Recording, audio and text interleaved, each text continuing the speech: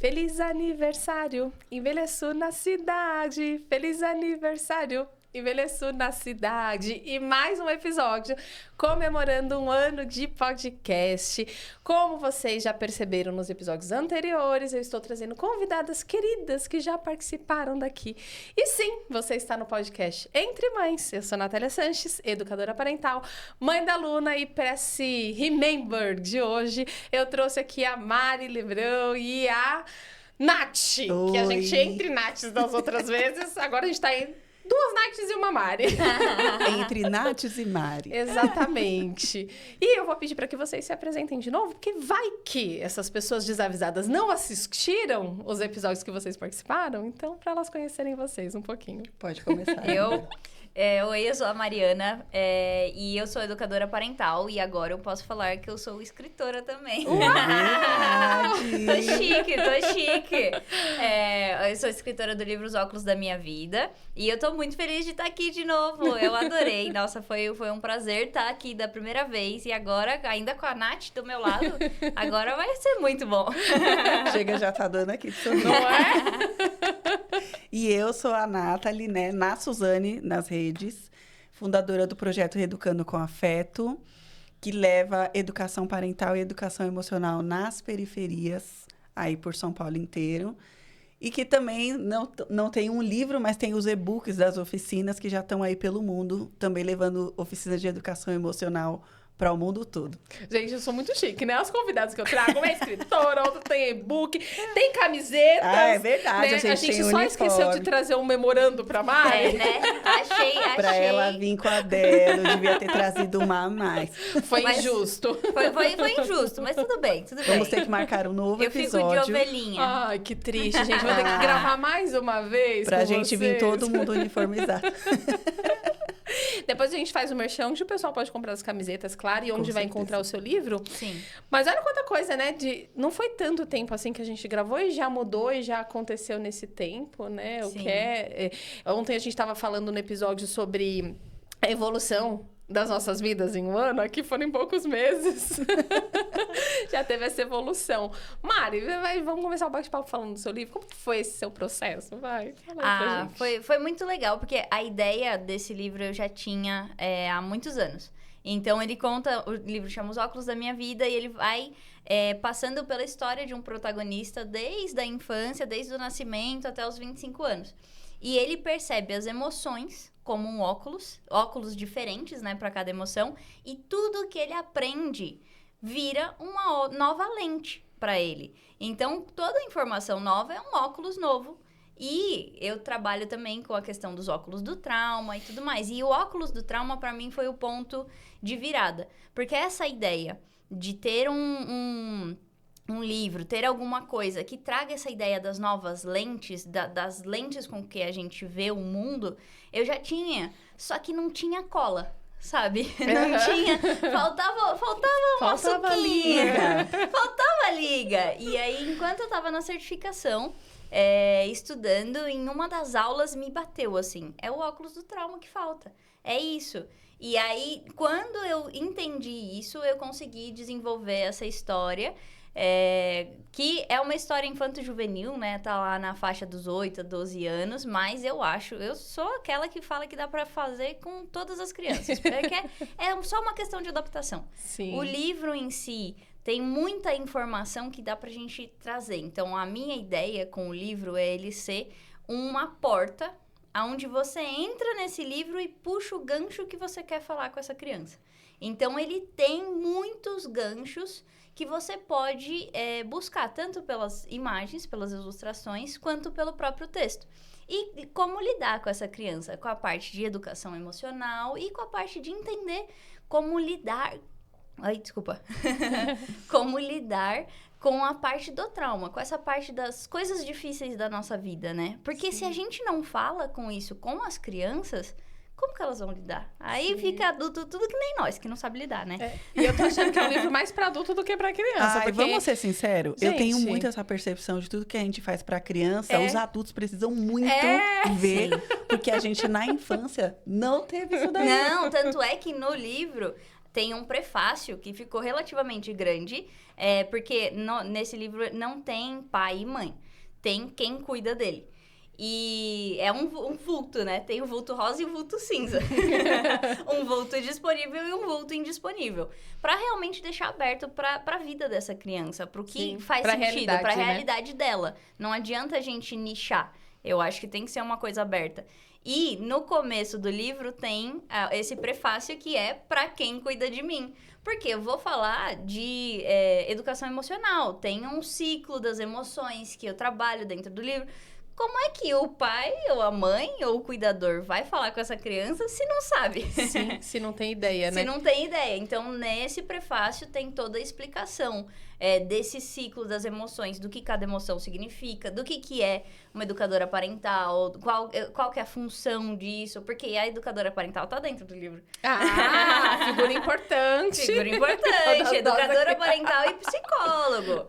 Então, isso é uma coisa que eu tomei bastante cuidado, porque realmente não tem como a gente exigir dos cuidadores que eles tenham esse conhecimento, sendo que a gente sabe a infância que a gente viveu, né? Sim. E até você estava falando da lente do trauma, né? Muito interessante, porque eu acho que hoje a maioria de nós vive nessa lente do trauma, com nossas perspectivas nas relações, né? Nas interações.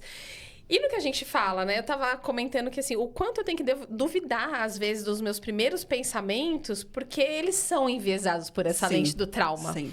E aí, às vezes, eu falo, mas por que eu tô pensando isso? Por que eu estou agindo dessa forma? Opa, vamos desconfiar dessa atitude? E, no geral, a gente realmente tem esse olhar enviesado, mas a gente normalizou esse olhar, né? E a gente acha que, não, sempre enxerguei assim, sempre foi assim. E a gente precisa ter esse olhar curioso para si, não só para as crianças, né? Que a gente, na educação positiva, fala muito do olhar curioso para o comportamento da criança. Mas a gente também precisa ter para o nosso. Sim. Porque o nosso comportamento é o modelo de comportamento da criança. Então, quando a gente tem esse olhar curioso para si, para olhar e pensar, nossa, de onde vem, né? Porque, no geral, a gente age no gatilho. A gente nunca age no aqui, no agora. A gente age no que passou ou ansioso pelo que está por vir. Então, esse olhar, esse livro, eu já falei para ela, amor, vamos colocar na oficina para adultos. Sim. Não, mas tanto é que eu tô desenvolvendo um curso para falar desses ganchos. Do que você pode falar, o curso vai chamar página por página. Então, eu vou pegar cada página do livro e abrir toda a parte teórica e depois deixar questões e perguntas para você abrir esse diálogo com a criança. Então, realmente, para mim, quando eu pensei no que poderia ser esse livro, ele realmente é esse facilitador. Não gosto de falar ferramenta, mas uma ponte que o cuidador pode buscar para poder falar e conversar com as crianças desse assunto que é tão importante, tão crítico. Só que para fazer isso, a gente precisa saber o que está por trás. Então, dentro do livro, não dá para você deixar tudo explícito. Senão vai virar, sei lá... Uma enciclopédia. Então, a ideia é realmente ter esse paralelo do livro e de como você pode utilizá-lo. Você pode só ler, mas não é o que eu imaginei, não é a intenção. E para isso, você precisa saber tudo que vem por trás. Por isso que eu estou desenvolvendo esse curso, treinamentos e tudo mais, porque é necessário. Sim. É o que a gente estava falando, né? A gente já tem, assim, a cabeça muito enviesada. A gente tem uma dificuldade de olhar também, né? Para os nossos traumas, para as nossas dificuldades. Então, assim, não, é normal eu ser desse jeito. É normal eu ser reativo. Síndrome de Gabriela. Né? Eu nasci assim, eu cresci assim, você sempre assim. E tá perfeito, né? E ainda mais que a gente ouve muito esse discurso na sociedade. Porque todo mundo fica sempre enfatizando. Não, mas sempre deu certo desse jeito. Eu fiz desse jeito há 30, 40 anos atrás. E aí agora eu tô com... Como que é? Burnout. Burnout. Sempre deu certo, todo mundo burnout é só colapsando. por conta desse serviço em si que eu tô trabalhando, entendeu? Sim, não é por por conta causa de todas as coisas que eu já vivi. Entendeu? Não é Não é porque eu por não causa- sei autorregulação. Não, mas eu posso trazer um assunto polêmico aqui? Pode. Amamos assuntos Uma polêmicos. vez eu ouvi, eu não vou nem falar de onde eu ouvi isso, mas uma vez eu ouvi uma pessoa falando que burnout é porque a pessoa gosta muito do trabalho dela. Ela gosta tanto do trabalho dela que faz com que ela trabalhe loucamente, assim, e aí tem o burnout. Sim. Aí eu fiquei tipo, gente, não é possível. Não é muita estrutural, falta. entendeu? Não é o capitalismo, É não muita é, falta né? de consciência de classe, né? Essa frase, vamos ser sinceros, é bem polêmico mesmo. É. Porque se você tem um pouquinho de consciência de classe, no máximo, quem deveria entrar em colapsos mentais ou emocionais seria o dono do negócio. E quem está entrando são os funcionários, enquanto o dono está viajando, curtindo as férias. Tendo tempo de qualidade com a família. Exatamente, indo aos né? jogos da Copa da FIFA, que está acontecendo agora Uhum, lá do em Mundial. Nova York, né? E os funcionários aqui tendo que dar conta de tudo, sobrecarregados. E essa Sim. frase foi bem... Sim. E sem poder viver, Ruim. né? Que é o grande debate da escala 6x1, que pra mim, assim, eu já seria votar a favor da escala 3x4. 3 trabalha, 4 descansa. Sim, Que esse feriado aí foi maravilhoso, entendeu? E Que a todo gente passou mundo agora. sabe que... Eu lembro que teve um ano que eu ainda trabalhava CLT, que teve muitos feriados sequentes de prolongados, né? E todo mundo tinha que trabalhar só 4 dias. E aí a gente entregou tudo. Sim. Aí foi o mês que a gente melhor entregou. E eu falei, será mesmo que é tão ruim? As pessoas não estão notando como o descanso, ele é maravilhoso para a Maravilhoso, cabeça da pessoa. necessário, né? Gente, é assim... E um direito, né? Sim, não, e outra A coisa, maioria não tem. o trabalho, independente se você gosta ou não, a gente não aprendeu como descansar. A gente não aprendeu que a gente podia descansar. Então, eu acho que isso é uma coisa que ninguém leva em consideração. Que, pô, por que essa pessoa tá se esforçando tanto? Claro que existe uma demanda que é Sim. absurda e que é jogada em cima dessas pessoas e se vira aí. Mas existe também a questão do trauma. A questão de eu preciso ser suficiente em tudo. Eu não posso falar que eu não dou Sim. conta. Ou eu me anestesio também nesse excesso Eu de me trabalho, dissocio, entendeu? eu me Sim. dissocio de tudo que eu preciso sentir, porque essa minha utilidade, eu não preciso sentir quando eu tô sendo útil. E isso é uma jogada do capitalismo excelente, né? Sim, nossa, demais. Quanto mais afastado eu sou de mim, do que eu sinto, mais eu vou dar meu sangue para o dono. Eu vou pensar Sim. como dono e ser dono talvez Mas não eu seja vou uma possibilidade. Sim, mas eu vou consumir para preencher esse vazio, que nunca vai ser preenchido com Não coisas, vai, né? Mas eu exatamente. sempre preciso de mais. E eu preciso do creme da moda, e aí eu preciso do um pro dedinho da mão, o outro pro dedinho do pé. Vocês viram agora que tá o capitalismo, ele é bem horrível. Mas tá uma coisa agora de cuidados faciais que tem uma bolsinha que você põe na olheira, tal. São coisas para você usar enquanto você dorme. Tipo um skincare Enquanto já você tá dormindo. oriental, coreano, uma coisa assim. Que tem várias coisas que você usa enquanto dorme. Então, tipo, você passa a produzir para o capitalismo enquanto você está dormindo. Porque as mulheres vêm, colocam as bandagens assim para diminuir a papada. E ela dorme com esse negócio. E aí elas colocam um monte desses negócios no olho para esticar, diminuir pé de galinha, não sei o quê. Um na boca, assim, ou seja, você não pode nem sequer conversar. Nossa. E aí elas dormem com isso, acorda, aí tem que ficar se desmontando para poder ir viver a vida depois que acordou, sendo que ela passou a noite inteira já nisso aí. E tem espaço com a nossa insatisfação, né? Total. E Sim, não com tem a pra gente homens mesmo, isso, né? né? Eu não vi pra homem. Você sabe que isso é uma coisa que eu tava conversando com a Nath quando a gente tava vindo pra cá. Nath, né? Realmente. Agora que eu falei Agora você entendeu. Agora tá no babado.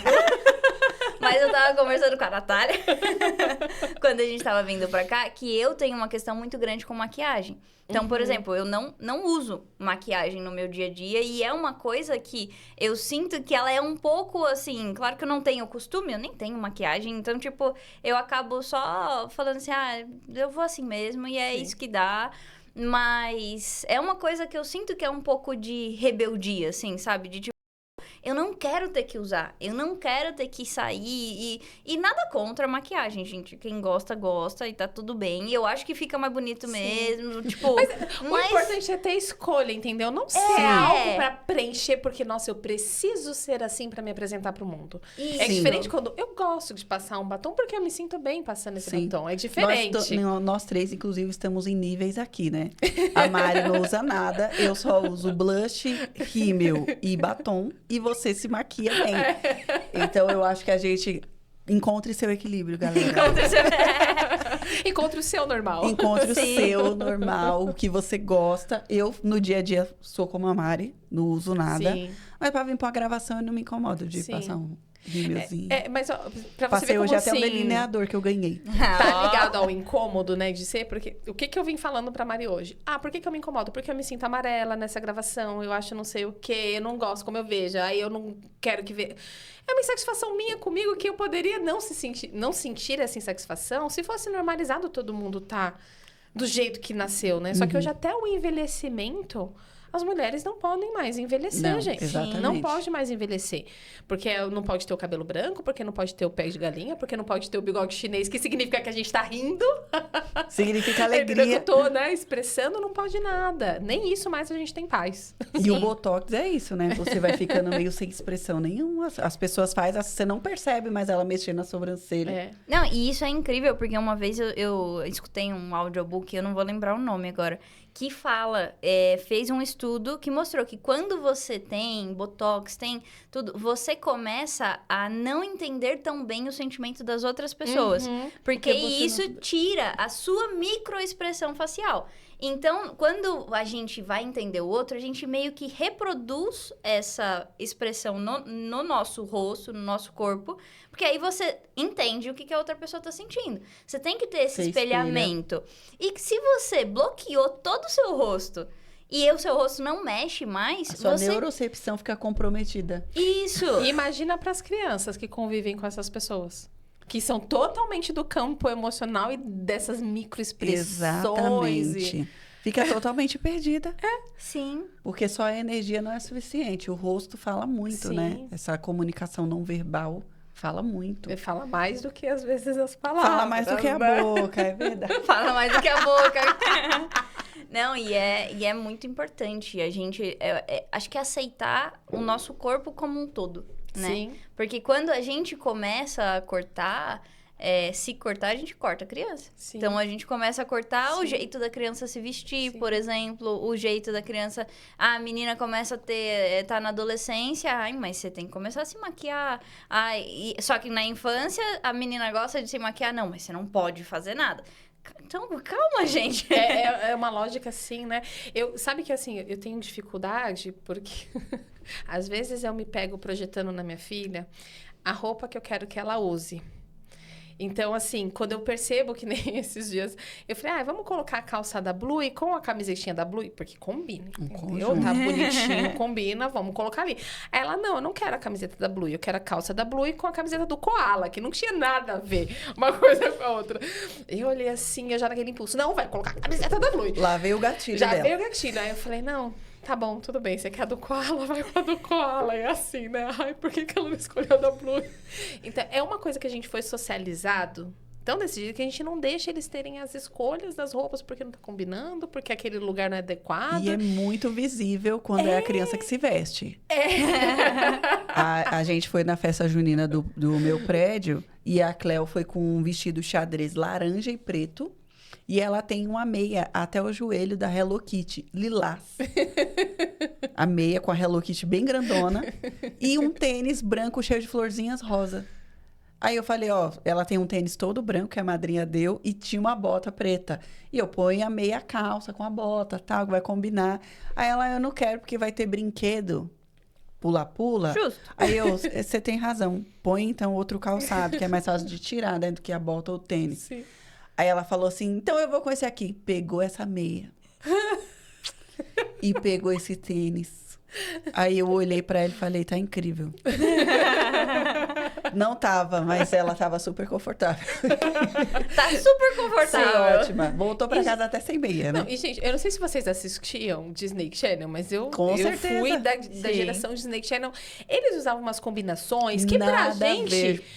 não parecia nada a ver e ficava bom, ficava bonito. E eu falava, gente, por que a gente não pode aceitar hoje as Ele crianças? se vestiu igual criança mesmo, né? Hoje, É. hoje, se você pega a Disney, vai lá ver os feiticeiros de Waverly Place. A Selena Gomez com a blusa de listrada, com 3 outras de outras cores por cima. Uma saia jeans, Com calça por baixo. com a calça por baixo. Inclusive, anos 2000 era super comum. Procurem aí imagens de famosos dos anos 2000. A Sharpay vai ficar nossa. complicado. Vai ficar... E era símbolo de moda, né? Muito.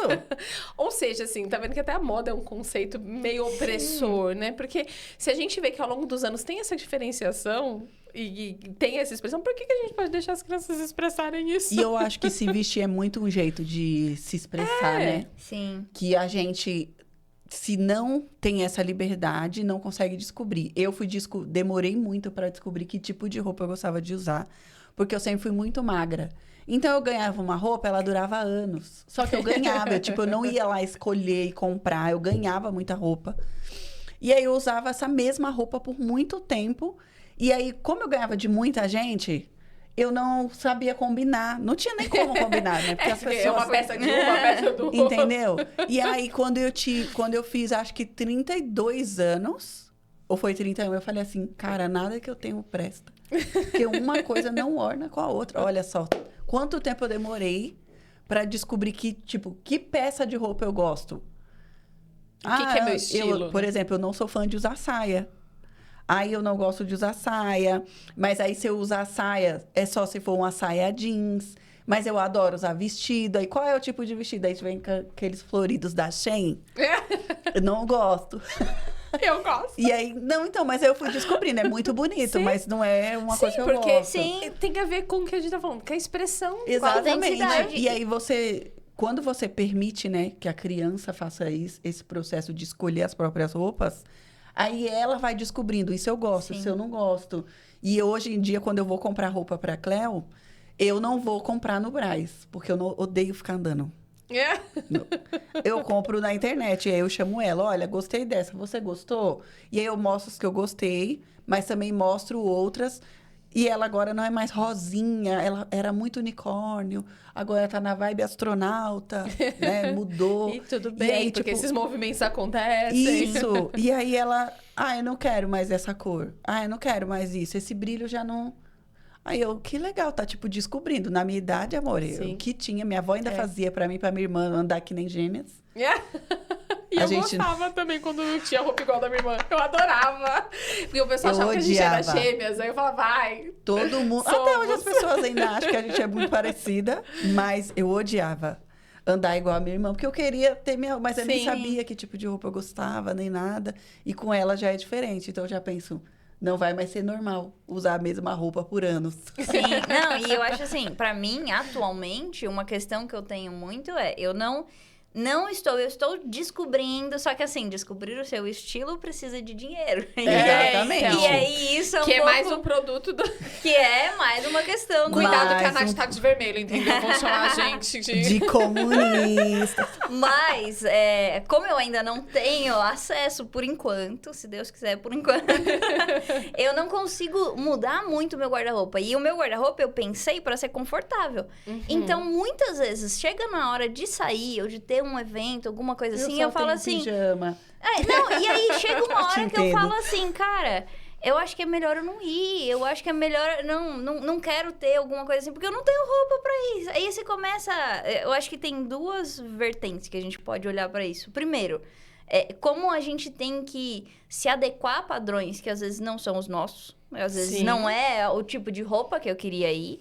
E se adequar pra isso, você precisa de dinheiro. Então, aí você volta pra aquela questão de, tipo, você não vai se encaixar se você não tiver dinheiro pra comprar aquela roupa. Total. E a outra questão de, tipo, poxa, eu preciso estar confortável também. É uma questão de... Essas roupas que deveriam ser as utilizadas de alguma maneira, precisa ver se faz sentido essa Sim. necessidade, mas também precisa ser confortável. Sim.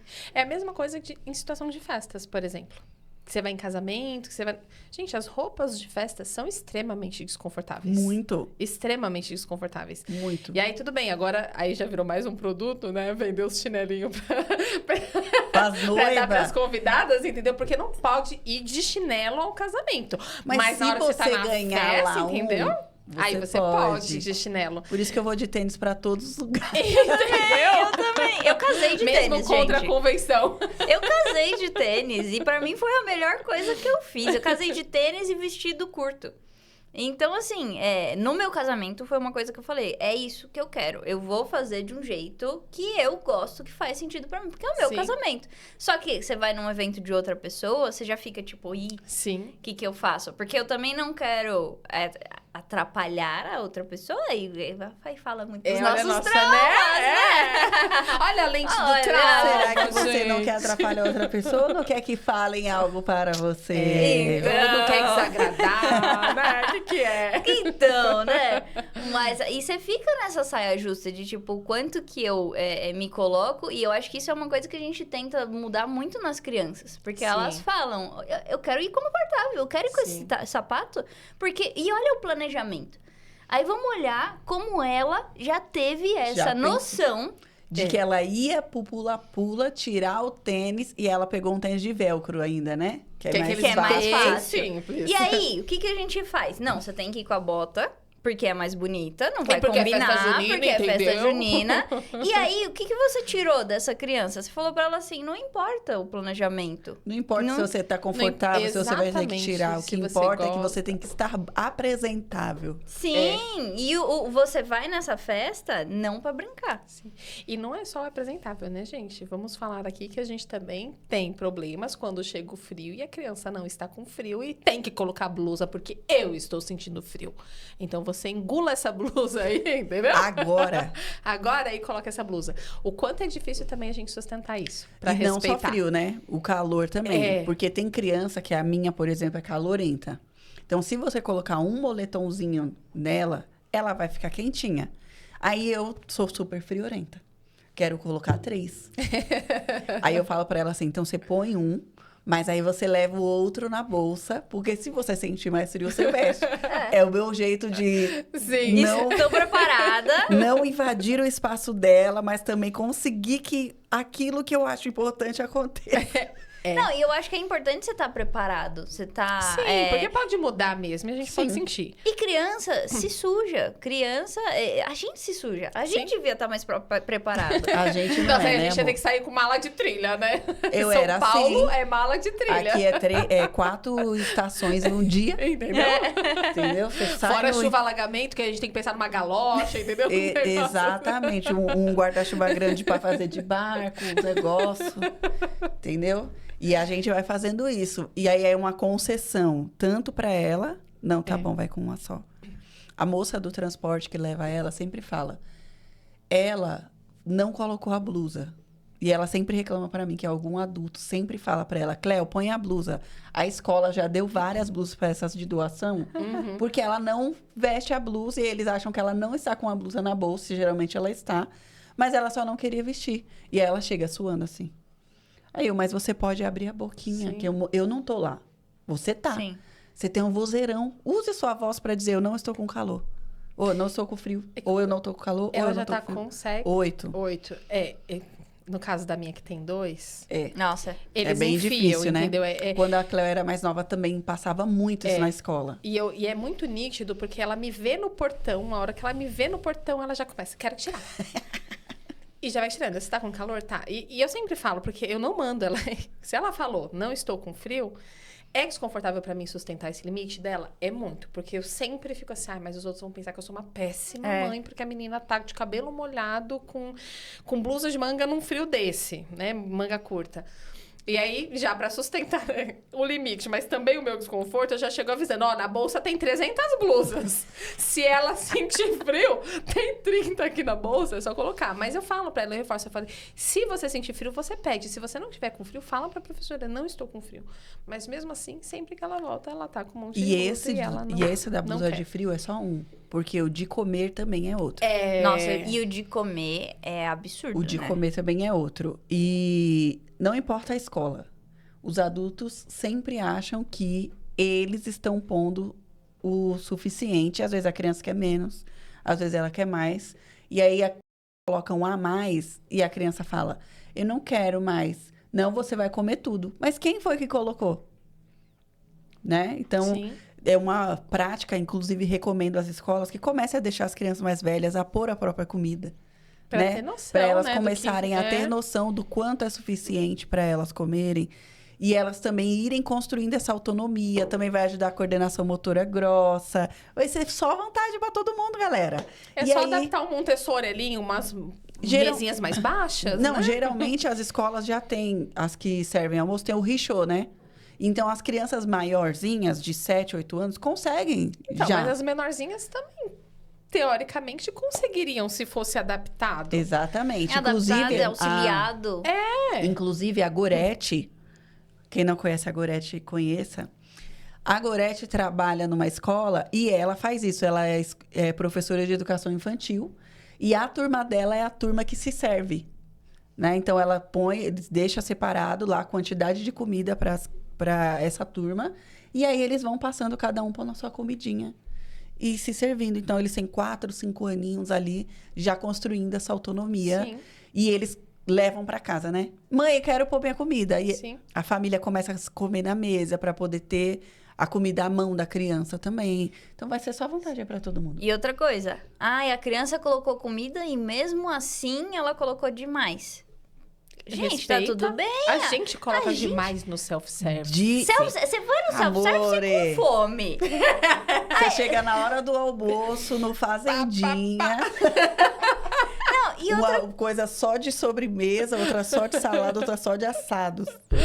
E eu acho que isso é um desenvolver do que eu tô sentindo. Sim, do sim, que eu sim. tô cheia, eu não tô, eu tô com fome, eu não tô. É uma coisa que você precisa Sim. ter, E o que eu treinar. quero hoje? Às vezes, hoje eu não tô com vontade de arroz e feijão.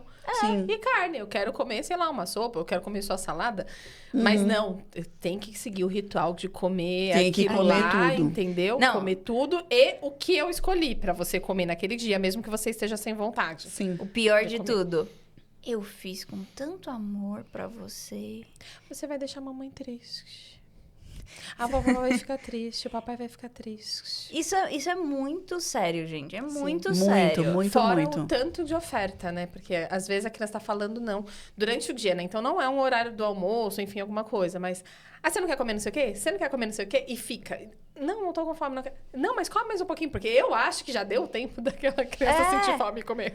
Não, e nessa questão do, ai, mas eu fiz com tanto amor, com tanto carinho. Gente, que bom que você fez. Eu acho Sim. que deveria ser o mínimo, né? O mínimo, você né? fazer De cozinhar para as pessoas que você ama com amor e com carinho.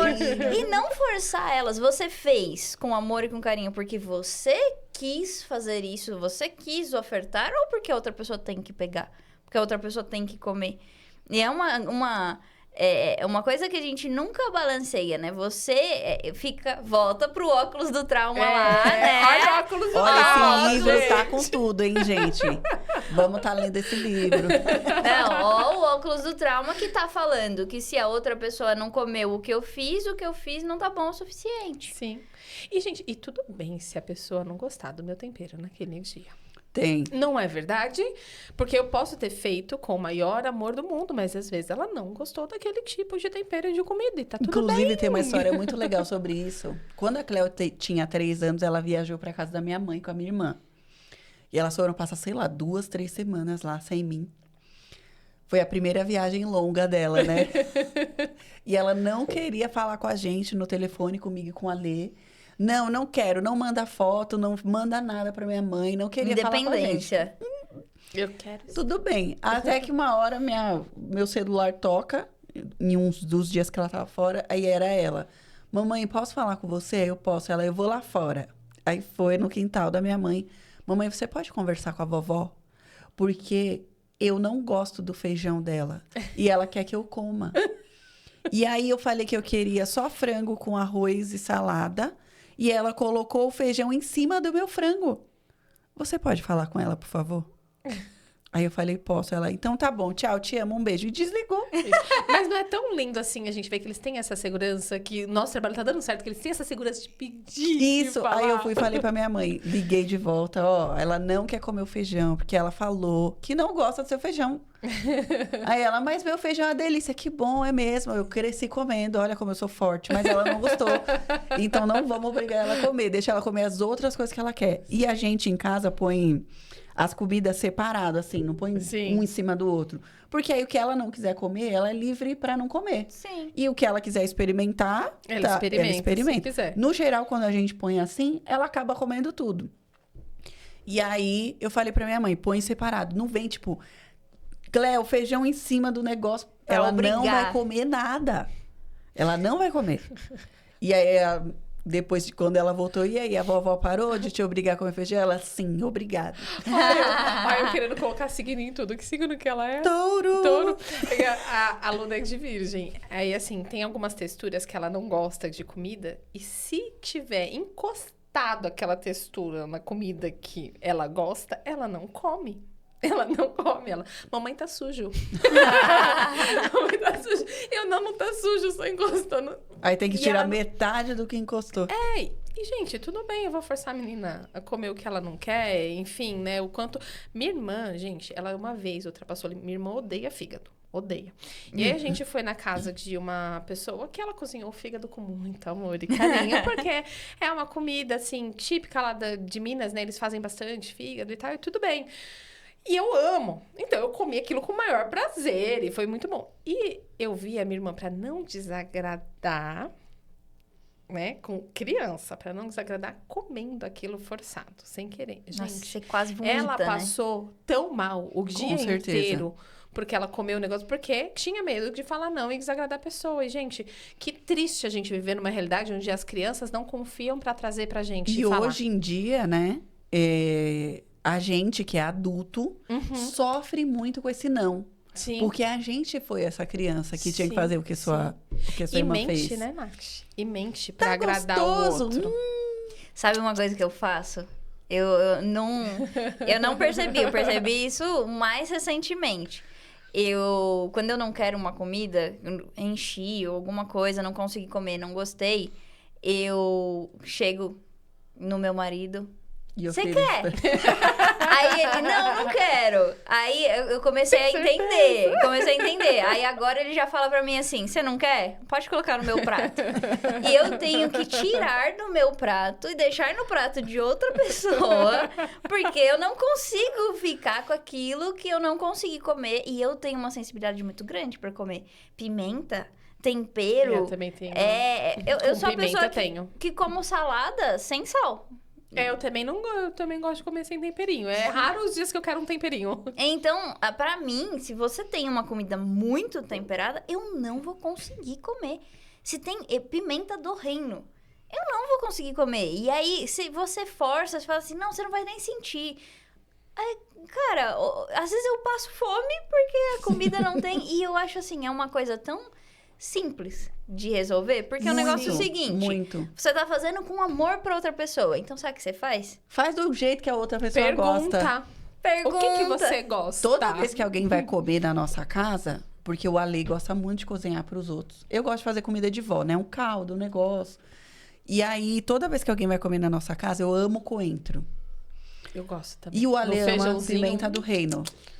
Então, ele põe pimenta do reino em tudo e eu ponho coentro em tudo. Aí, toda vez que alguém vai comer lá, a gente pergunta, o que você não come? Porque se você falar pra mim o que você come, eu vou saber fazer de tudo. Mas se você falar o que não come, um arroz que seja, já vou fazer o arroz do jeito que você come. Sim. Né? A gente tem o marido da madrinha da Cléo que não come coentro. Toda vez que ele vai comer lá em casa, a gente deixa separado no pote. Então, todo mundo, Sim. quem quiser, só pegar lá e Sim. pronto. Sim. E é simples, gente. E Muito. assim, olha que engraçado, né? A gente respeita quando é uma alergia alimentar, Isso. uma intolerância, então eu respeito, eu separo. Agora, quando é um gosto, não. Não posso respeitar o gosto dos outros. Exatamente. Não é...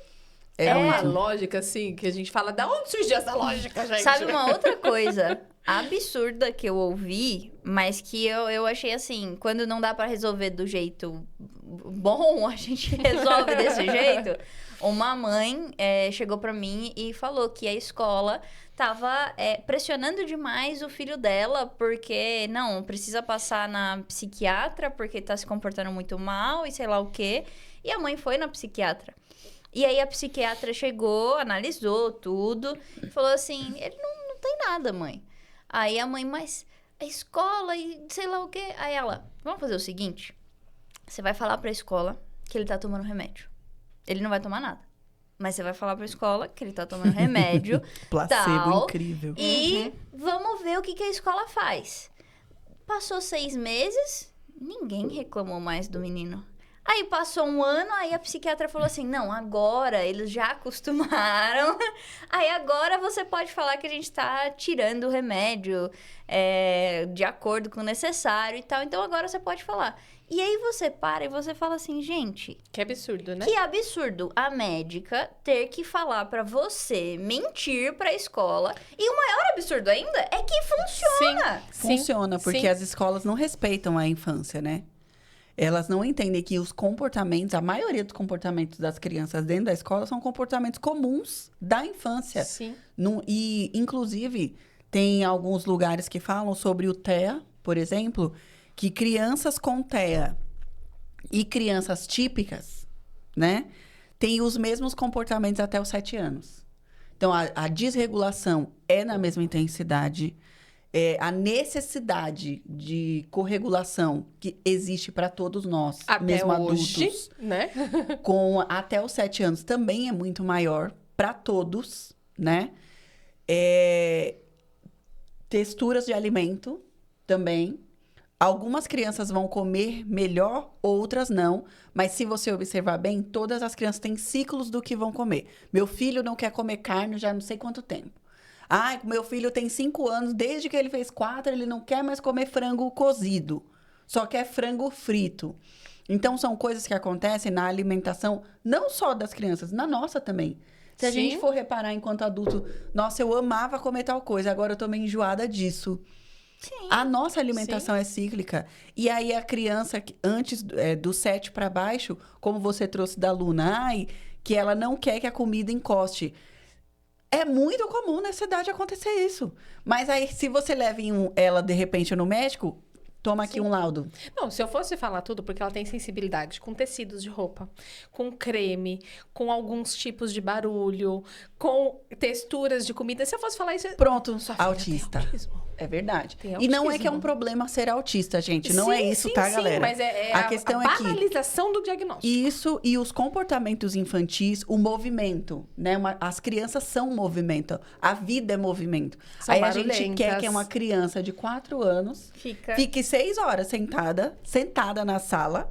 E aí depois, quando ela não fica, porque o corpo dela não foi feito para isso, a gente chega na mãe. Olha, seu filho não para quieto. Eu vou te dar uma indicação de uma neuropsicóloga que certeza ele tem TDAH. E aí, às vezes, a criança está violenta porque ela está na defensiva, né? Uma agressividade Sim, disfuncional. Porque a escola é um ambiente hostil para a criança, para a infância. Tem aí até uns vídeos que falam na internet que há 40 anos atrás a escola era exatamente igual a Na de verdade, agora. a escola é assim Né? desde que foi inventada. O estilo de carteira, o método de Os métodos de ensino, tudo tudo. isso Lição é de- igual. E a lição de casa que foi criada para punir, Sim, pra torturar, né? né? E hoje em dia ainda é uma tortura para muitas famílias. Não Sim. só pra criança. Não só para criança, para o dos relacionamento pais familiar. Aham. Não. Entendeu? Porque às vezes os pais não conseguem, não aprenderam tais coisas. E aí a escola vem e traz. Sim. E aí o pai já fica frustrado consigo porque não consegue ensinar o filho. Num momento que ele deveria estar fazendo qualquer outra coisa com essa criança. Sim. Deveria Uma estar amando, brincadeira. brincando, se Exato. relacionando, Assistindo um convivendo. desenho, sei lá. Gente, e isso é muito triste. Eu passei uma semana agora lá em Recife, no Centro de Desenvolvimento Infanto-Juvenil, que trabalha com DIR Floor Time. E no dia a dia, aprendendo lá com eles, ficava muito claro como as crianças, eles trabalham 99% com crianças autistas. E toda vez que essas crianças ingressavam na escola, elas voltavam desreguladas. Elas não conseguiam mais fazer as tarefas, elas não conseguiam mais sentar numa mesa com um papel na frente. E aí você fala assim, gente, olha que absurdo. Estar na escola é um direito de toda criança. Só que aí você pega essas crianças e ela completamente começa a se desregular por estar indo num lugar que ela tem direito e que deveria auxiliar no desenvolvimento dela. Hoje, infelizmente, é uma necessidade de todo mundo. A gente não tem uma outra opção a não ser deixar a criança na escola, né? Salvo alguma parcela da população que tem uma rede de apoio, que pode pagar, sei lá, uma babá mais respeitosa, enfim. Tirando isso, a gente nem tem escolha. Aquela criança não, mas vai uma ter, criança né? mais velha, uma criança de 10 anos, uma criança que já tá lá no ensino fundamental, ela precisa desse desenvolvimento, ela precisa dessas informações para ter lá os óculos dela das informações que fazem a gente ver o mundo de uma maneira diferente.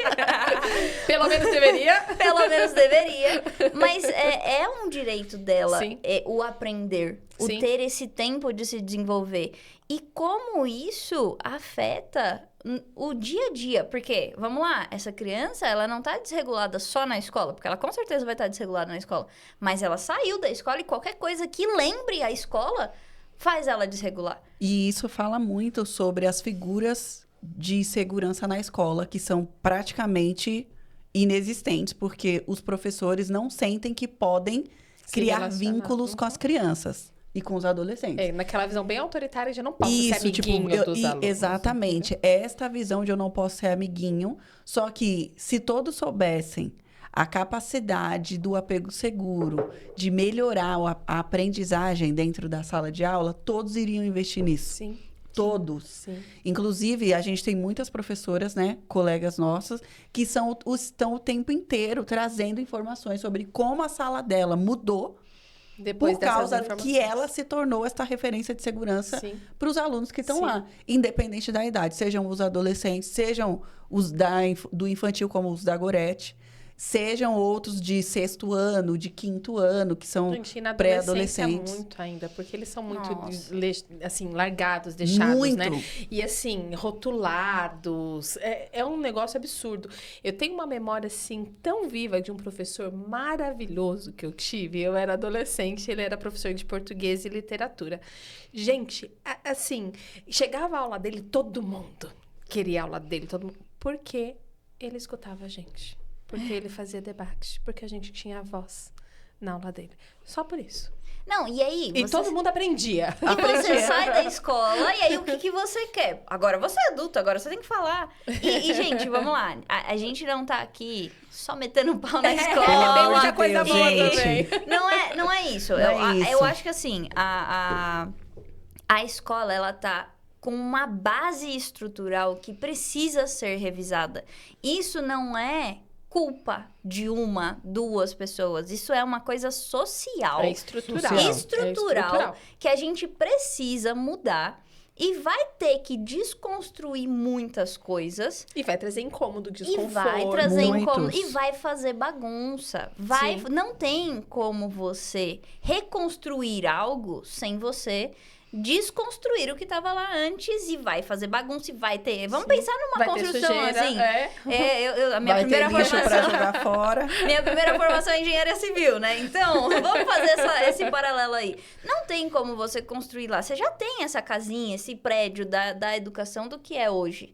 E não tem como você construir algo nesse lugar sem demolir, sem tirar todo esse entulho, sem olhar para aquilo e pegar e reconstruir algo novo. Só que para reconstruir, não dá para reconstruir da nossa cabeça. Senão a gente vai fazer o mesmo prédio. Exatamente. Porque a gente tá todo mundo na mesma lente olhando aquilo que a gente achava que era normal. Sim, a gente precisa de novas lentes, precisa estudar. E tem muita escola que é muito boa e que já trabalha com isso e não é de agora. tem escolas na Europa que trabalham, eu não vou saber dizer agora, mas eu sei que tem uma escola que, se eu não me engano, é em Portugal, que os alunos não são obrigados a entrar na aula. Eles nunca foram obrigados a entrar na aula. Mas sabe que eu vivenciei isso aqui na ECT Lauro Gomes? É? Na ECT Lauro Gomes, no ensino médio, a gente não era obrigada a entrar na sala, mesmo que a gente estivesse dentro da escola. Aham. Então, por exemplo, eu tinha 6 aulas no dia. Eu não quero assistir essa aula de matemática hoje, porque eu não estou afim. Eu podia não entrar nessa, entrar na próxima, não entrar na... E eu ficava livre para transitar lá, Aham. tendo a consciência que, olha, se atingir 25% de faltas, é reprovação, porque Sim. você precisa ter aquele conteúdo. Então, a gente tinha essa responsabilidade de acessar, ver as nossas faltas, saber se... agora essa, eu não queria ir, mas eu preciso ir porque esse conteúdo vai ser importante ou não. Só que a gente tinha essa escolha. Sim, Livre. e isso você é adolescente para Sim. adulta. Isso eles fazem com crianças.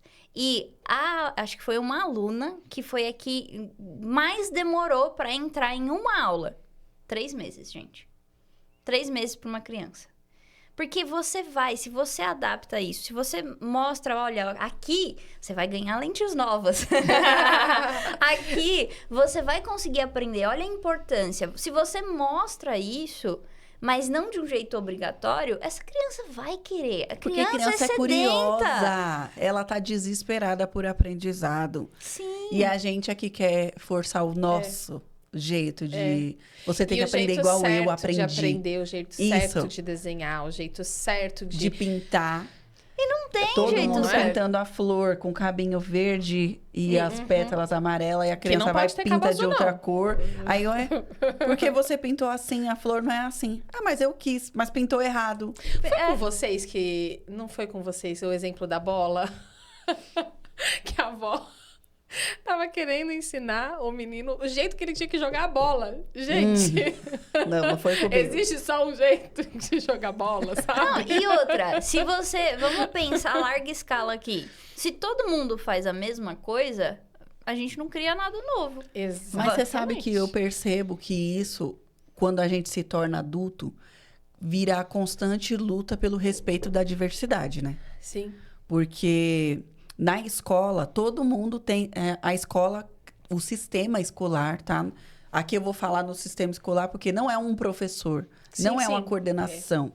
O sistema escolar, ele é hegemonista. Uhum. Então, ele quer que todo mundo seja igual. Aí tem uma estrela do mar, um coração, um balão, e todo mundo tem que caber num quadrado. Uhum. E aí, para caber no quadrado, se você é uma estrela do mar, vai ter que cortar suas pontas, já vai te ferir, etc e tal, você vai ficar apertado.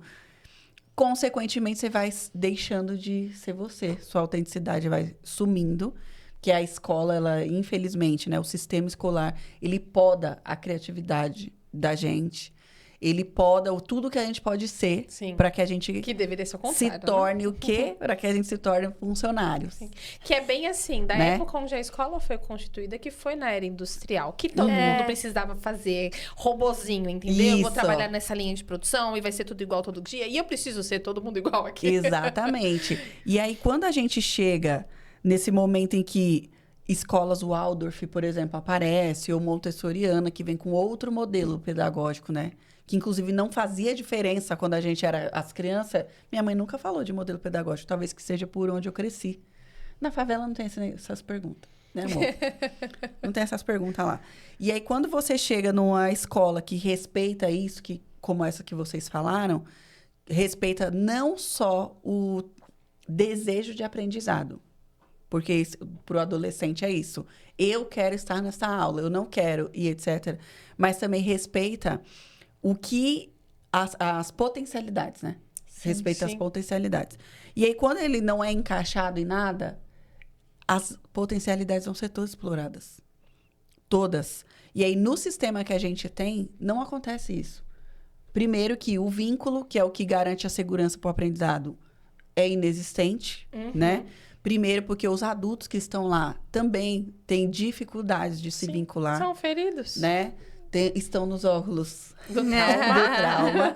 Então, eles acham que seria menos autoridade se eles fossem amigos dos alunos, etc e tal. Segundo que, quando você dá liberdade, você precisa sempre ser margem. E não é é fácil difícil ser ser sempre margem, né? Não é fácil. Então, quando você dá essa liberdade, você precisa ter essa consciência.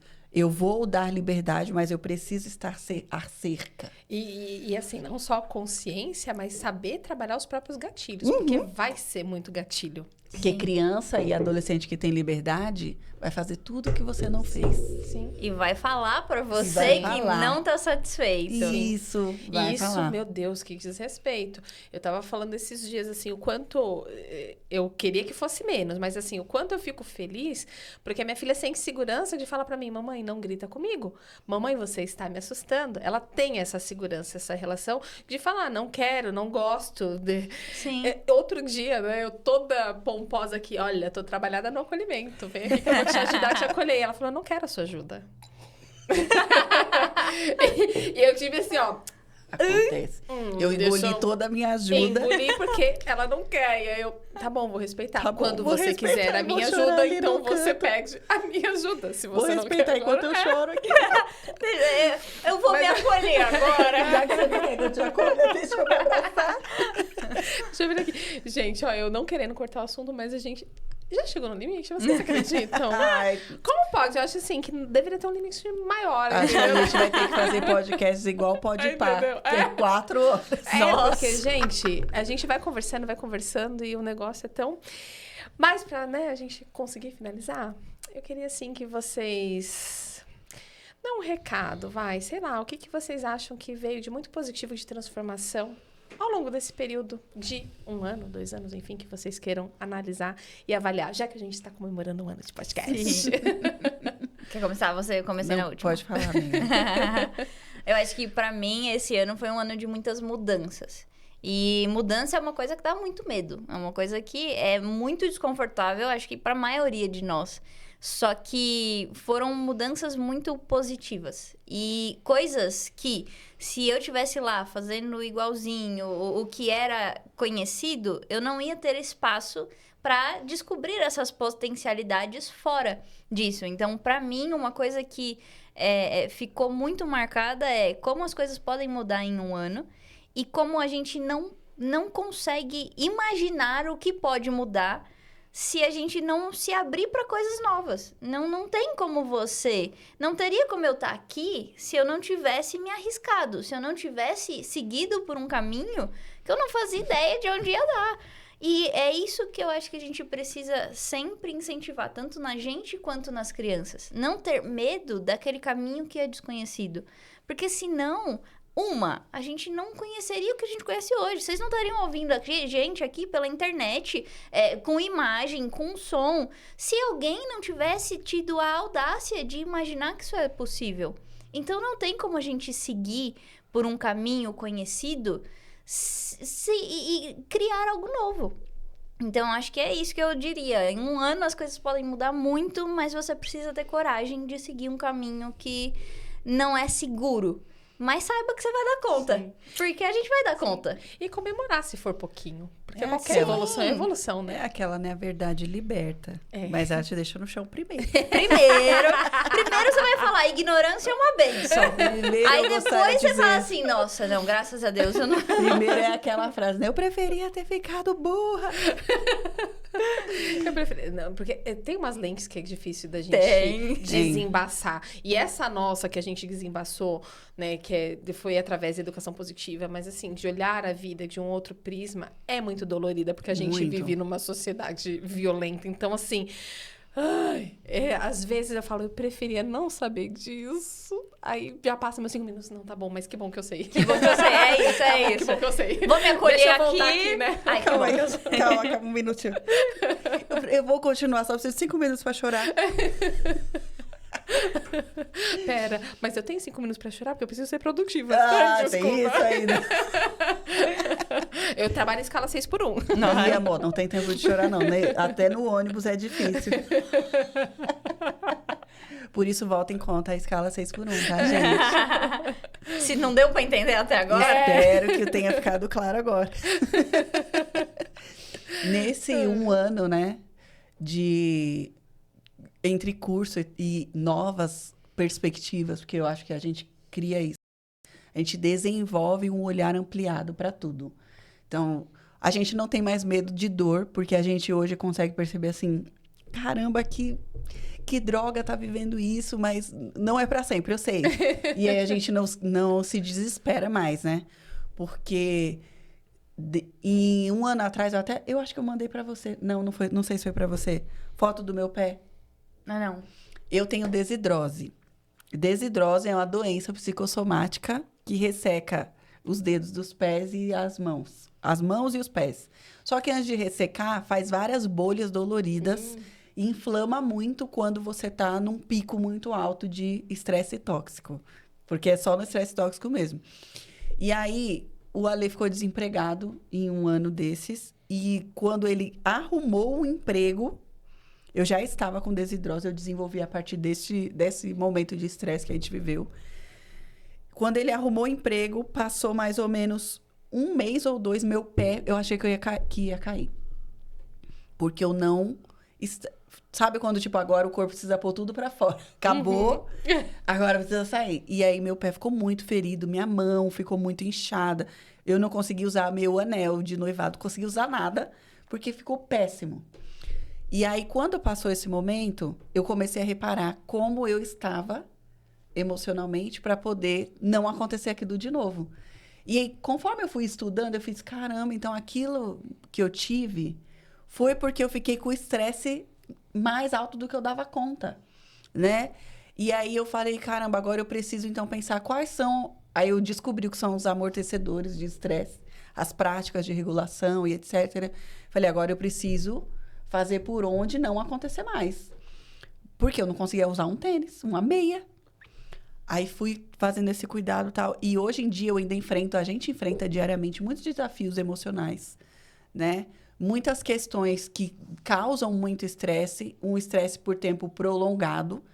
E eu não tive nenhum episódio de desidrose.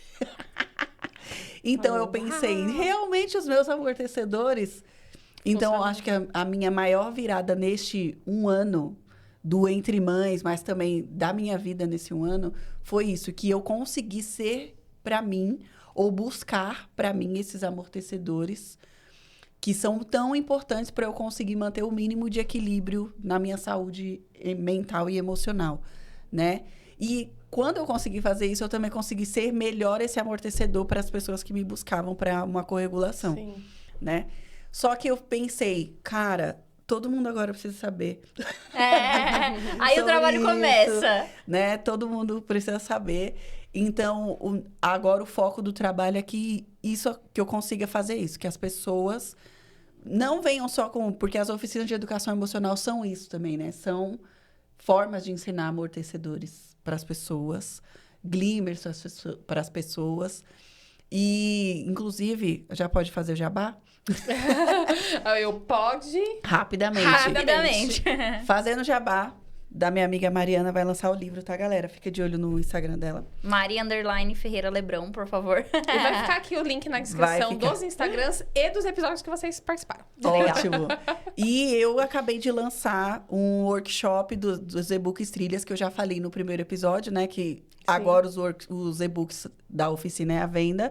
E lancei a segunda edição do Caderno de Atividades, com mais 15 atividades, 15 ou são 20 atividades novas, que servem para todas as oficinas. Então, mesmo que você não tenha nenhum caderno, esse novo caderno de atividades serve para você. E se você quiser aprender como ministrar oficinas, está disponível para compra o workshop Trilhas, a gravação, porque eu fiz o workshop para ensinar as pessoas a fazer. E está disponível no Hotmart a gravação desse workshop para você adquirir, aprender como ministrar e também adquirir os e-books para fazer aí, né? Esse amortecedor para as pessoas à sua volta. Pra facilitar, né? Usar isso como um facilitador. Isso porque a gente não precisa criar tudo de novo. A gente tá falando de criação. Criem o que faz mais sentido para vocês. O que der para usar como facilitador de outra pessoa, use. Porque você não tem que criar tudo do zero. Exatamente. A gente tem um talento também, isso. Né, gente? E é um recurso potente, como todo mundo sabe, as oficinas já estão desde 2023 ativas, já temos mais de 500 crianças e as famílias delas acessadas por essas oficinas. Então, é algo de sucesso, funciona mesmo, tá, gente? Obrigada, gente. Assim, foi uma honra para mim ter vocês duas aqui de novo comigo. Foram muitas pessoas que passaram pelo podcast, muitas pessoas especialíssimas. Eu gostaria de chamar todas, gostaria, mas é difícil a gente bater a agenda e, enfim. De qualquer maneira, vai meu agradecimento a todos que participaram do podcast Entre Mães nesse 1 ano. Meu agradecimento a todos vocês que assistiram e acompanharam durante esse 1 ano. E esperem que ainda tem mais comemoração durante esse mês. Então, eu vejo vocês na próxima semana. Até lá!